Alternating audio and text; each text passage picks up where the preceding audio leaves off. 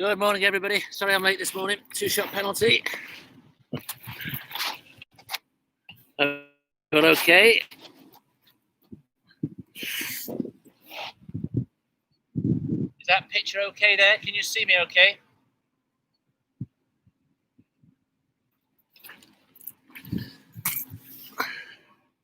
Good morning, Quentin. Hope you're well. Now, is the picture okay and the sound okay? So I'm doing it outdoors today.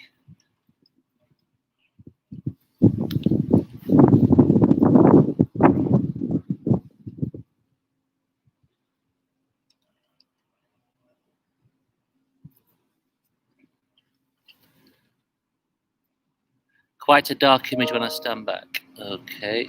Contrast is poor. Okay.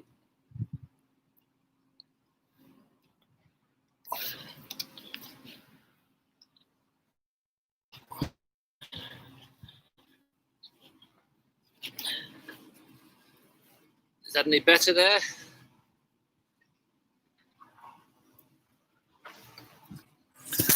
Light in the background. Okay.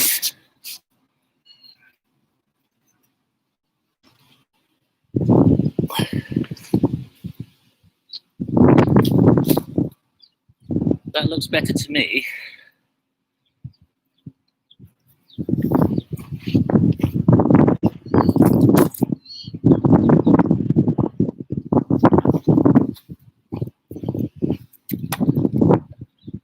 If I have the hedge behind you, that's better. Thanks, Neil. Thank you. Well, good morning, everybody. Hope you're all well and surviving this non-lockdown lockdown. Why we can't play golf is beyond me.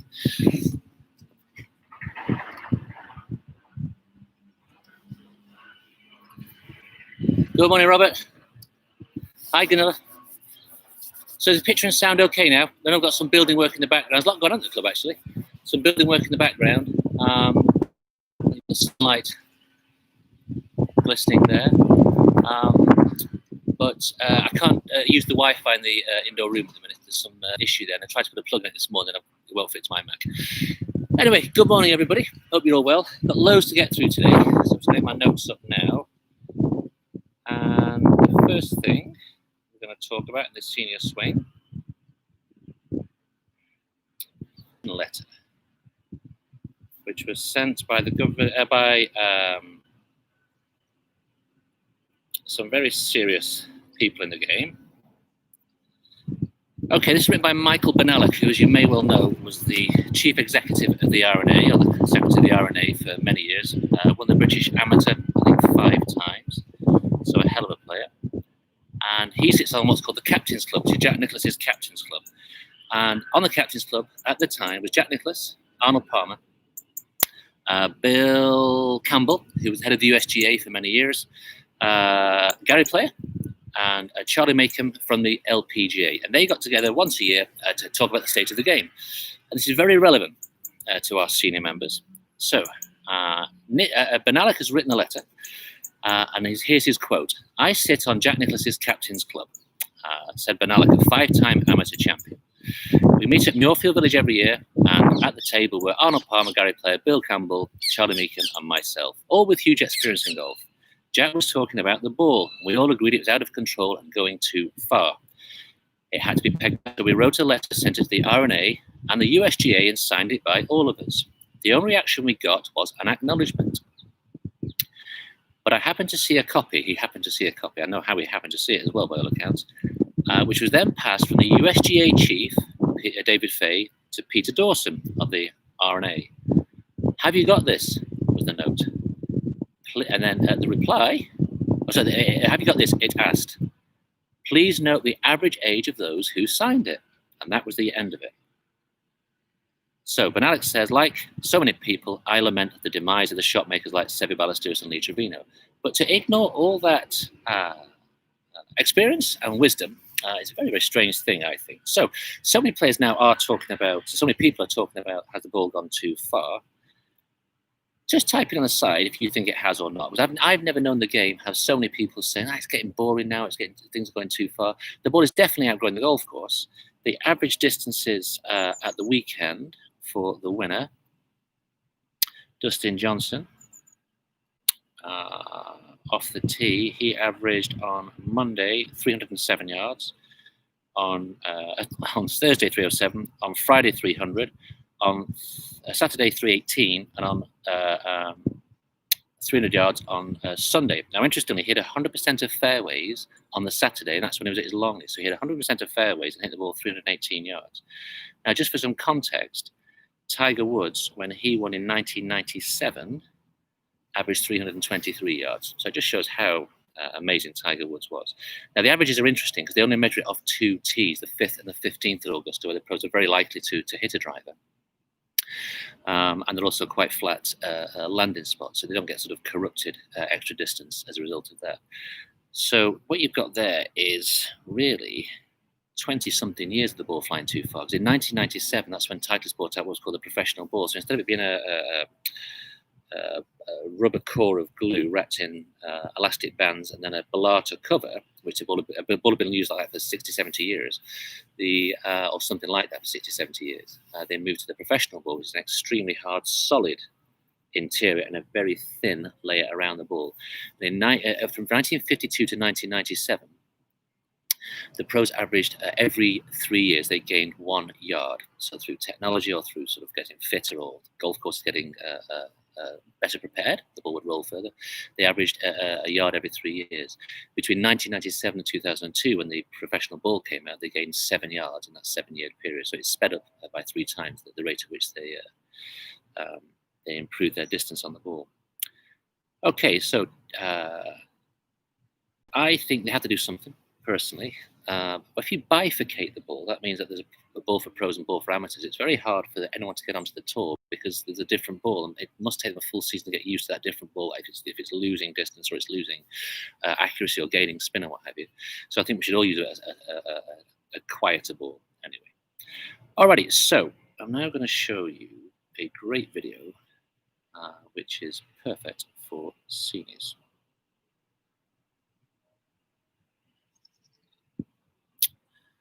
Okay, and quite some detail now as to why I talk about what I talk about with you, because what you have to do as senior golfers, good morning George, hope you're well.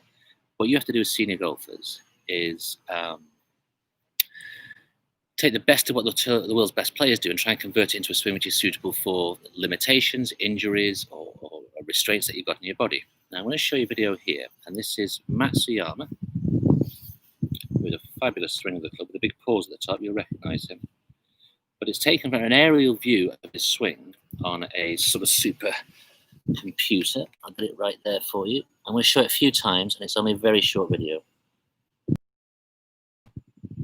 Alrighty. So there you go. Aerial view. Moves back. There's a couple of viewings to get used to exactly what you're seeing here. And even though this guy is a supreme athlete and a young guy, we're going to learn an awful lot from him today. So an aerial view, you can see the club swinging up. You see the super long pause and the extra bit of backswing. That comes down. So how far back his bum comes there. How far back he comes this way. So down towards that green dot. So nothing dramatic there. On the return to the ball, you'll see his left leg and his left bum cheek get really close to that green dot. So you can see just how much force there is in the swing, moving behind him towards his rear, towards his buttocks, particularly as he's coming down. Now he pushes his bum back towards that green dot quite heavily. I'll show it one more time. Up. His bum movement's obscured there. Return to the swing, on return to the ball, big, huge movement. That left leg and that left butt cheek. So I'm now going to take him up to the top of his swing and pause him there.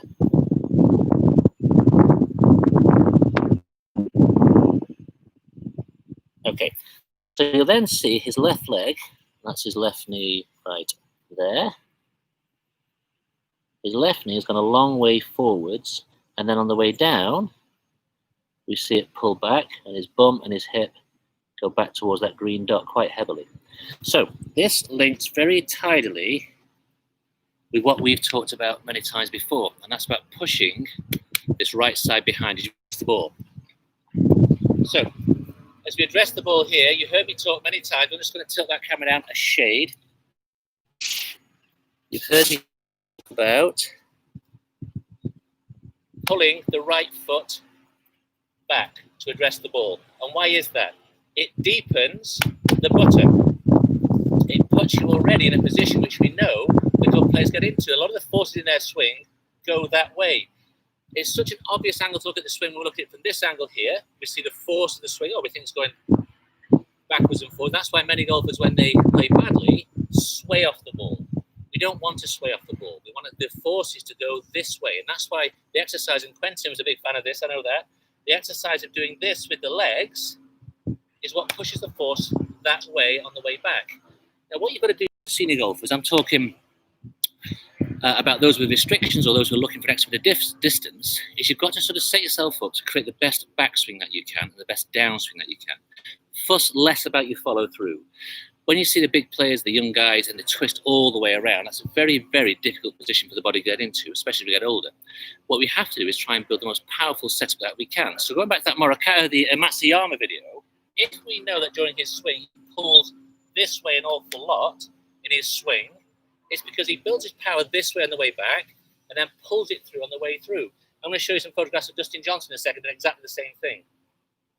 This is a validation of why we pull our right foot back to hit the ball. It gives us room and space, and it pulls the power this way in the swing.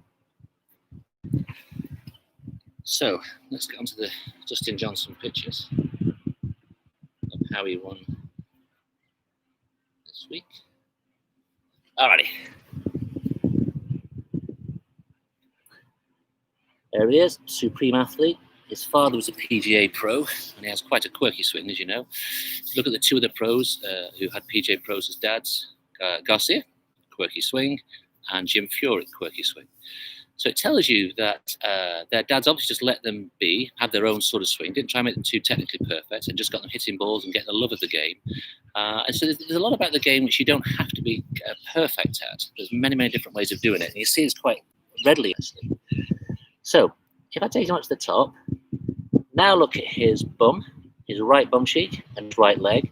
Look at the activity there in his legs. Huge activity. So for you, you need to generate some activity in the legs. Now, if you're mobile, you've got plenty of flexibility in your legs, just get them working. They're so powerful. And it's what I spend 99% of my day coaching. I get people to look at their leg action first of all. Can I get some motion and activity in the legs? If an athlete like Dustin Johnson can do that, then it's something which we should try and do. To make it easy for us, putting that right leg back just a little bit, or maybe a lot, gets that right bum cheek quite heavily deep behind us here.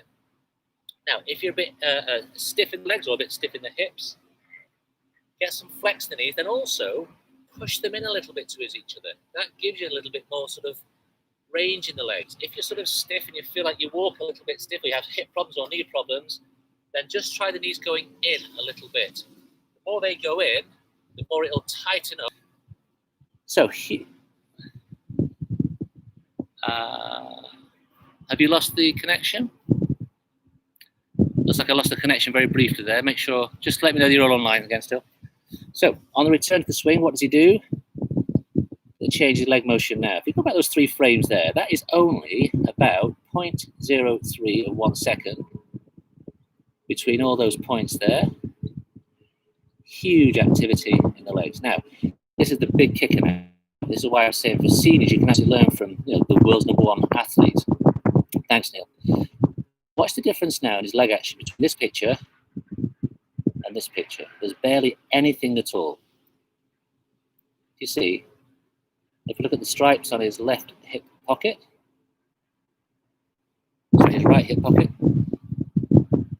there's very little change. But look how far the club has gone. It's gone from just about impact to a full quarter of a swing around here. Massive lesson for you senior golfers there. Huge lesson there. I'm going to show you why. What we've just seen there is Dustin Johnson has gone power back in the legs, power through to impact, and we can see a gap here now. He then hits the ball, and then a full quarter of a swing from impact to here. Nothing changes other than the distance that the club travels from here to here. So why is that important for a senior golfer? Well, listen, you pull that right foot back,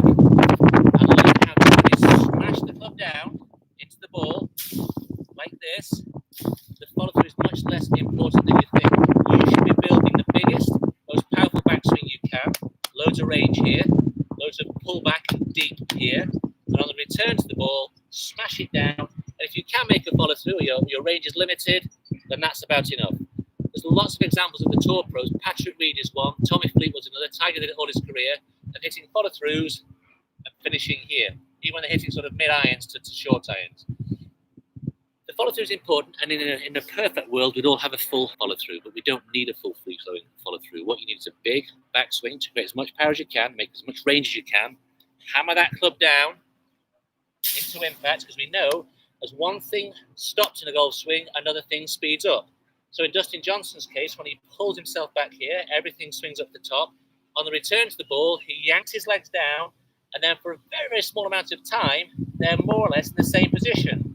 Hits the ball, moves through a full course of the swing, there's very little impact here, very little movement there. As one thing speeds up in a golf swing, because something else has slowed down and vice versa. So in a throwing action, if I was to throw, everything goes back together, and then pull my body around, then the arm speeds up.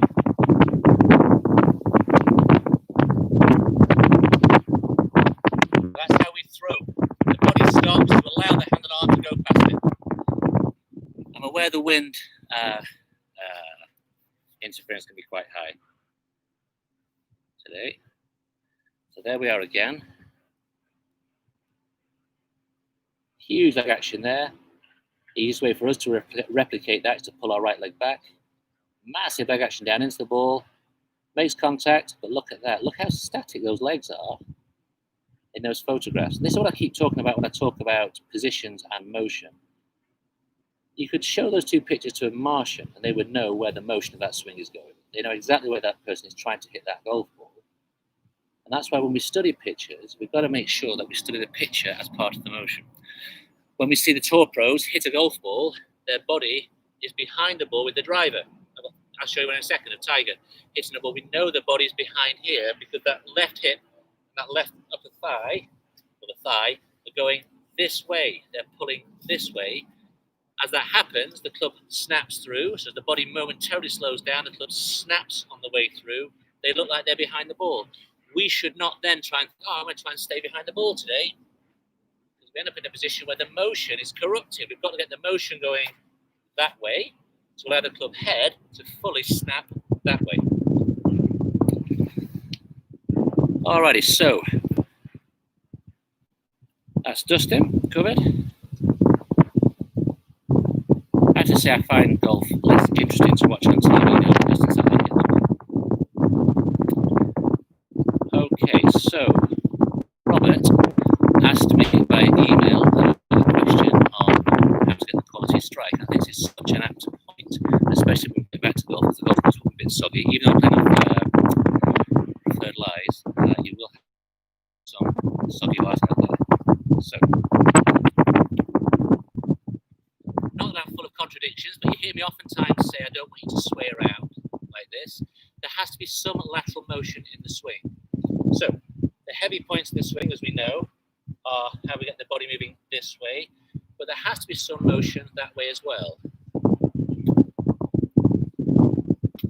So you look when I make a follow through, if my head now is center of your screen, let's say, I go back, literally back, putting myself toward the hedge here, and the club travels up. On the way through, I don't stay here with my head in the same position. This way, this way. And even if I hit the driver from behind, that moment of impact, as I come through. And while I'm talking, please type in any questions. It's same.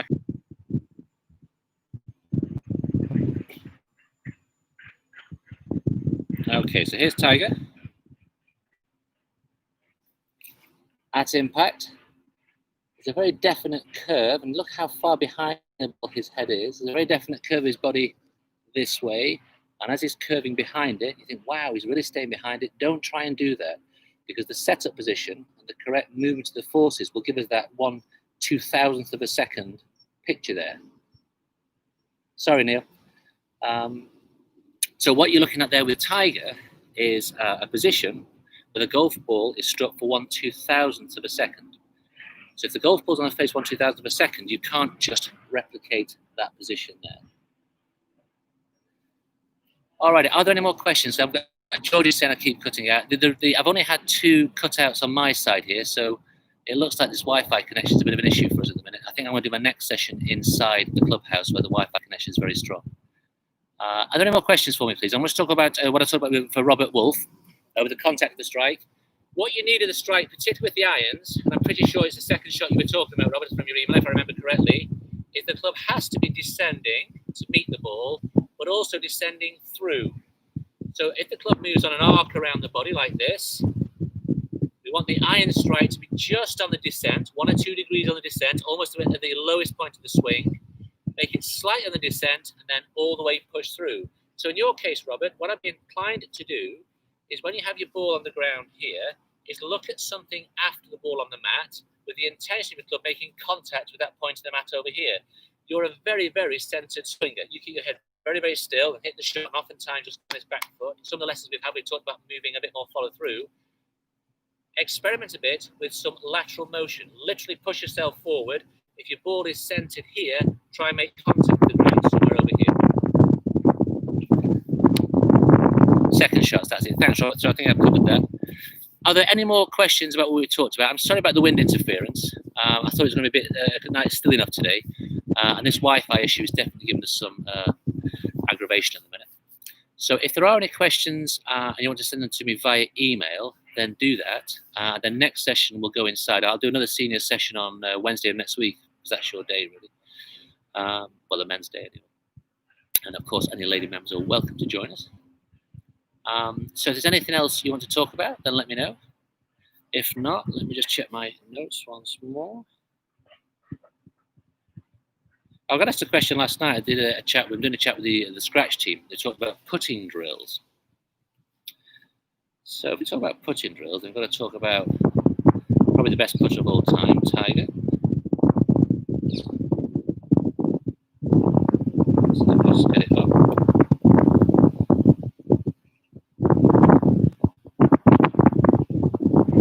So this is actually staggering.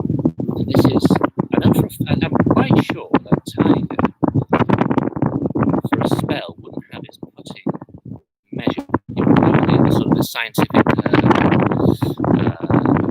data measurers for his putting. Because he trusted it so much. And in 2007, when he was still probably the best putter of all time, he went into the lab with one of the putting measurements. And he didn't want to sort of interfere with the magic because he was holding so many putts. And he had a very particular way of putting. Tiger's very unorthodox with his putting. So, for 92% of the time, Tiger addressed the ball with his putter face open by 2.5 degrees. To his eyes, it was square and comfortable, but he addressed the ball with the club face 2.5 degrees, pointing to the right of target. At impact, it was closed by a full 0.9 of 1 degree. So think of that. He started it with it 2.5 open, and during the swing, he closed it by 3.4 degrees. His path to the target impact, for 95% of the time, was absolutely square. So the putter head was moving absolutely with no deviation by 0.1 of a degree for 95% of the time. He was making that putter head go absolutely on target. Hence why he holds so many putts.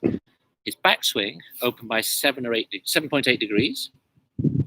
On the return through to the ball, by the end of his swing, it had closed by 12.2 degrees. So a total of 20 degrees of rotation of the putter face on the shot. His impact for 96% of the time was 5.3 millimeters towards the toe. And he hit the ball 3.4 degrees on the way up. This is a working putting stroke. This is a putting stroke than all other movement. Those parameters there, he's right at the limit of all of them, about how much he's off-target address, how much he opens on the way back, path at impact to be 0-0, to be absolutely perfect. It tells you everything you need to know. And he had a face rotation of 7.8 on the way back, and a total of 20 degrees all the way through the stroke. So a long-winded way, you've got to find your way of doing it. You're either somebody who wants to hit the putter face completely square, and if that's the case, the putter has to go back square and the club face stays square. Or you're a rotator like Tiger, 20 degrees of rotation around the body. The best way to find out which one suits you is to stand with your head against the wall, put your putter head against the wall. So here's the wall here now. Scrape it backwards and forwards. If the putter head pulls away from the wall, you're a Tiger Woods rotator, and allow the face to open and close a little bit. If it scrapes along the wall, then you probably suit a squarer strike, backwards and forwards. And I'll cover this in a bit more detail next week. So, if you want to do some putting at home to alleviate the boredom with the lockdown, then get yourself stood to a wall and look at how your putter head moves naturally when you stand with the wall there and your putter moves backwards. If it goes back very straight, the way I like to put, then you've got to make sure you can get the club moving square. If you want to put like Tiger, your putter will move away from the wall and it can rotate. The putter face can rotate. If you bash into the wall, you've got serious problems because there's no way that anybody puts like that. All right, if there's no more questions, then please send me emails during the week of any questions that you've got. I'll use it as coverage for next time. I think given the lack of Wi-Fi and the wind interference, we'll say good morning and goodbye. So thanks ever so much for tuning in, and hopefully I'll see you all extremely soon. The golf course is repairing again. I mean, looking at the fairways here. Hi, Charlotta. Nice to see you too from the sunshine. Thanks, Neil. The golf course repairing. I watched some of my old videos. When I went through my videos, sort of dusted off my YouTube channel again, I looked at some of the early videos. You go and have a look at ones from the first tee. I think I called it coronavirus video. The first tee is put loads of sand on it. You can see loads of divots, hundreds of divots. You fast forward about 2 or 3 weeks, they've all just knitted together. And you see the first tee look absolutely pristine. I hit a couple of shots off it. I didn't take any divots, by the way. Hit a couple of shots off it. It's absolutely pristine. So the golf course is repairing. I've been out there a little bit today, having a mooch around. And it's going to be in great condition for when you return. Thanks ever so much for tuning in. If you know anybody who's on the road, get a bit bored or a bit lonely, give them a call, send them an email. Let's try and stay in touch. I think this lockdown is miserable for a lot of people. Dark mornings, dark nights, and all that. And God bless you all. I can't wait to see you all next time. Thank you very much for tuning in, and God bless. Cheerio.